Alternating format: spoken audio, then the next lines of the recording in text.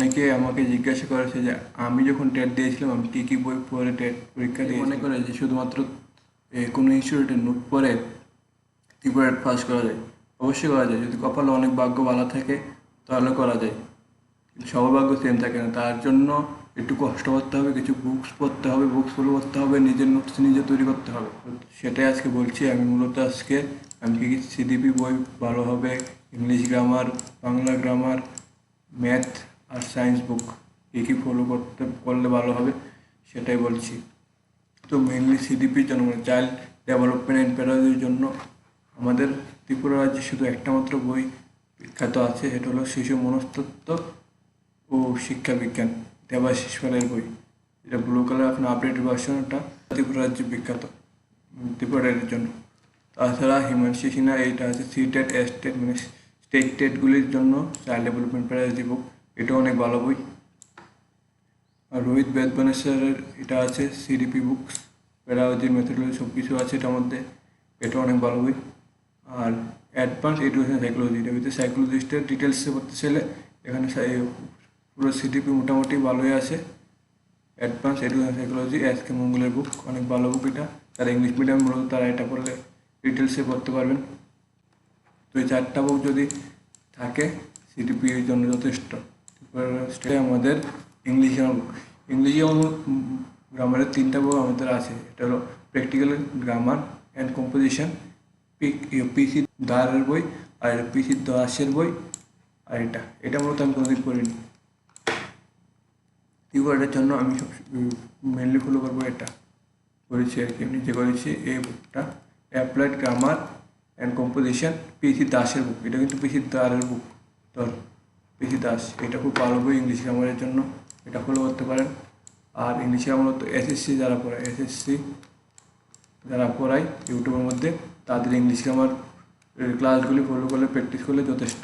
এরপরে 30-এ 30 পাওয়া যায় যদি ইংলিশ গ্রামার বলা করে পড়া যায়। এই প্র্যাকটিস, গ্রামার মূলত প্র্যাকটিসের উপরে, থিওরি তো কম হয় কিন্তু প্র্যাকটিস, যেহেতু গ্রামার প্র্যাকটিস করবে তার নাম্বার তত বেশি হবে। বাংলা গ্রামারের জন্য মূলত আমি এই তিনটা বুক পড়েছিলাম। একটা হলো বাংলা গ্রামারের এই বুকটা, এটা হলো সুনীতি কুমার চট্টোপাধ্যায়ের বুক, আর একটা হলো রচনা ভারতী। মূলত আমি বেশিরভাগ এই রচনা ভারতী বুকটা ফলো করেছি, এর মধ্যে ডিটেলসে অনেক কিছু লেখা আছে, খুব ভালো বুক এটা।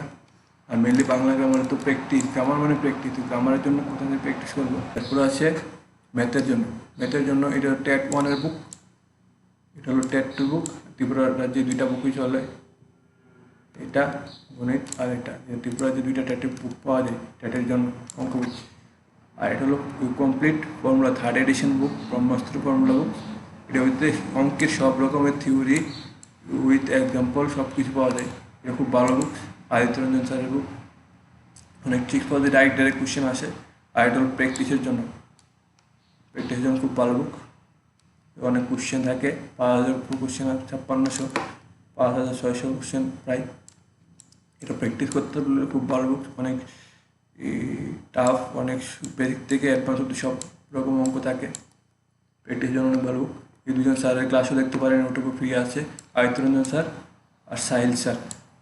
সাহিল স্যার খুব বেসিকভাবে সুন্দরভাবে পড়ে, এটি দেখতে পারেন। আর সায়েন্সের জন্য মূলত আমাদের সময় যারা আমরা মাধ্যমিক দিয়েছি 2014-তে, সায়েন্সের জন্য যারা 2014-তে মাধ্যমিক দিয়েছে তখন সময় যে 7টা বুকটি ছিল ছোটো পুরো ওল্ড বুকগুলি, সেগুলি ভালো। কিন্তু এখন তো কোশ্চেন খুব আপডেটেড করছে, তো আপডেট করতে হলে আপডেট বুক পড়তে লাগবে।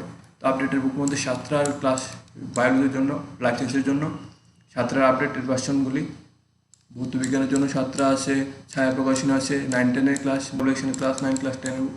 সেজন্য 9-10 পড়লেও যে চ্যাপ্টারগুলি আমাদের ত্রিপুরাটা আছে সেগুলি 2025 সালে একটু অ্যাডভান্স করেছে কোশ্চেনটা। কিছু কিছু কোশ্চেন দেখুন 11-12 ক্লাস বা একটু হাই লেভেলের ক্লাস। তো যে চ্যাপ্টারগুলি ত্রিপুরাটার মধ্যে আছে সেই চ্যাপ্টারটি চেষ্টা করবেন যে 11-12 একটু টাচ করে যেতে, 11-12 লেভেলের।